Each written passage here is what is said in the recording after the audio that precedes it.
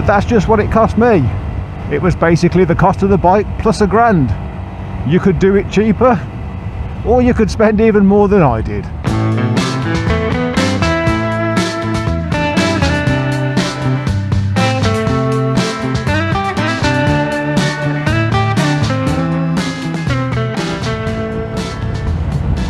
So after buying Laren last week, it really got me thinking about how much money I've spent on motorbikes over the years. I mean, she is only my second bike, and Rafiki, the bike I'm riding right now, of course he was my first bike. But I've spent a fair few quid over the years, not just on these two bikes, but on all the gear that goes with them. And it really did get me thinking back to what it was like to, you know, to first get on the road. And if you've watched this channel before, then you'll know when I first decided to get a bike, it took me a few years to actually get the money together. What you won't know is how I actually got the money together.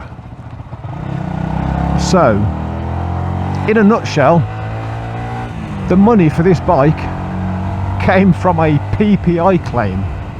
I had a PPI claim come in, and it got me £1,900. At which point I started looking for a bike, and I found this bike on eBay. He was up for sale. The owner had this bike up for sale for 2,200 quid. And I remember thinking to myself, it's a bit of an ask, you know, making him an offer that's 300 quid lower than he wanted. But if you don't ask, you'll never know. So I shot him an offer of 1,900 quid, and he said yes. So there you go. The bike itself cost me 1,900 quid.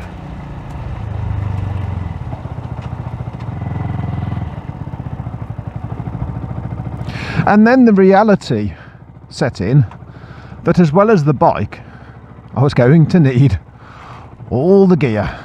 The bike had a full MOT, but I couldn't help myself. I started tinkering.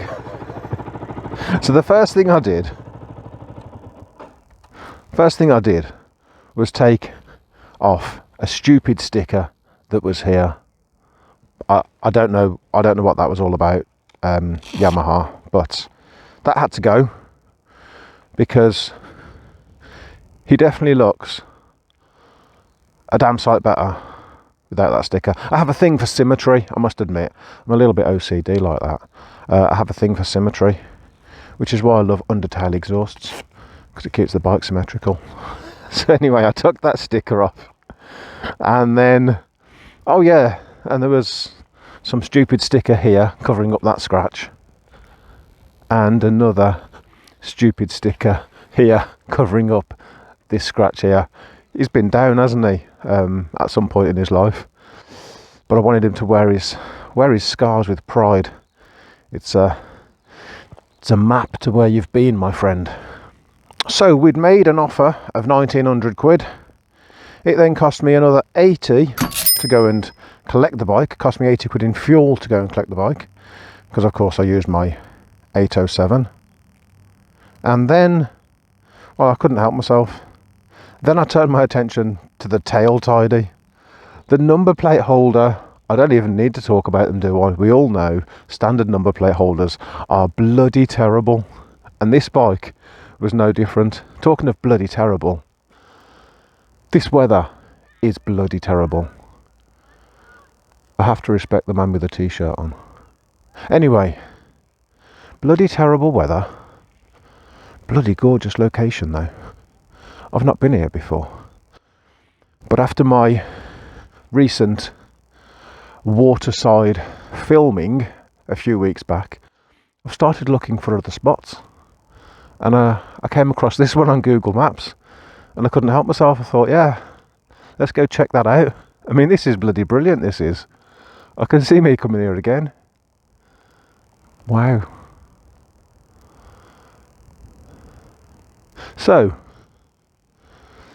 We were talking about number plate holders. Yep, they're bloody crap, ain't they? So I had to do something about that.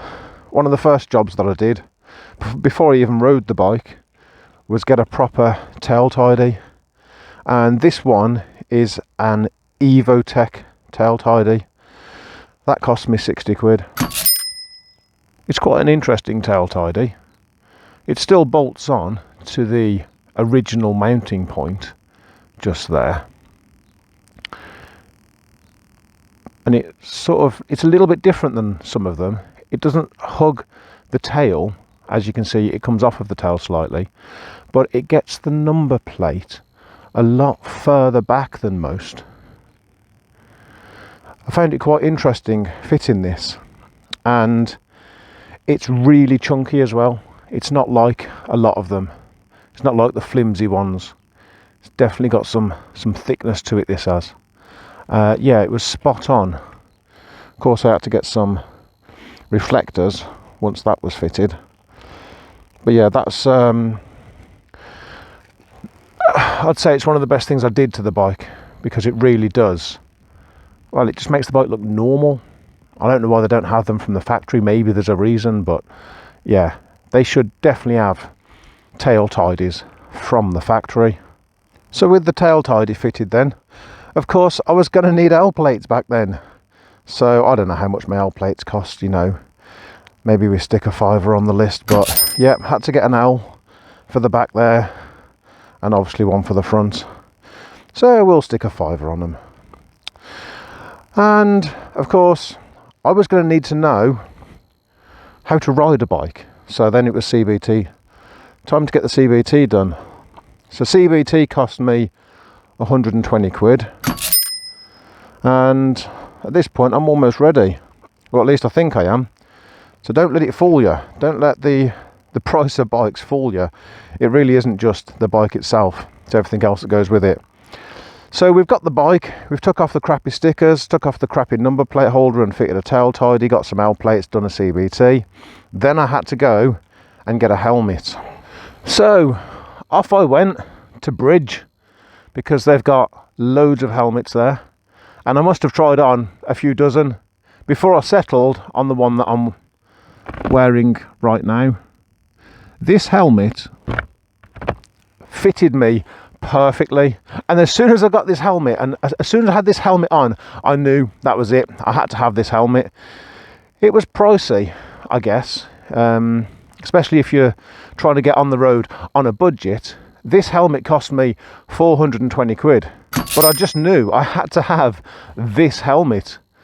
And whilst I was up there, I tried on some gloves as well, because here comes a humble brag, not intended, but I have massive hands, and trying to find gloves at any point in my life that fit me has always been difficult.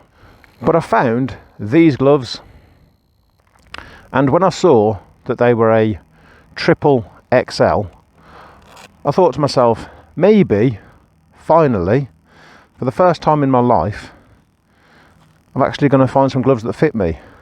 And they fitted me absolutely perfectly.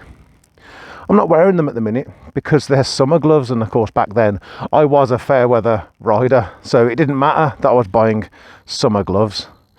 They fitted me perfectly. They were 80 quid, so they were coming home with me.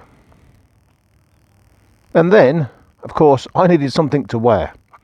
Now today I'm wearing Textiles because it's raining. But back then I decided I'm going to get leathers. It's a sports bike. I was only going to ride in the summer. Made perfect sense. So I bought some leathers. But at this point, if I'm completely honest, I'm starting to feel a little bit broke. So I hopped on eBay and bought a two-piece leather jacket and trousers. Cost me 90 quid, and that was delivered, and it also matched the bike. It was perfect. So 90 quid on that. Then last thing was some boots. Wasn't these boots, these are me waterproof, windproof boots, but I got myself some boots they cost me in the region of 100 quid. And at this point, I think I was ready. I think I was finally ready to hit the road. Oh yeah, I needed some socks as well. Let's stick another tenner on for the socks.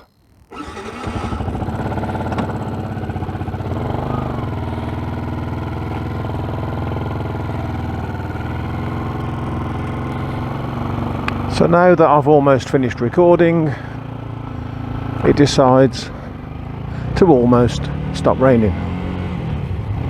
Wonderful. So, the last few bits and pieces I had to do in order to ride this bike then were a little surprising to me, just how little they cost. So, road tax, £17 for the whole year. Yeah, amazing. 17 quid.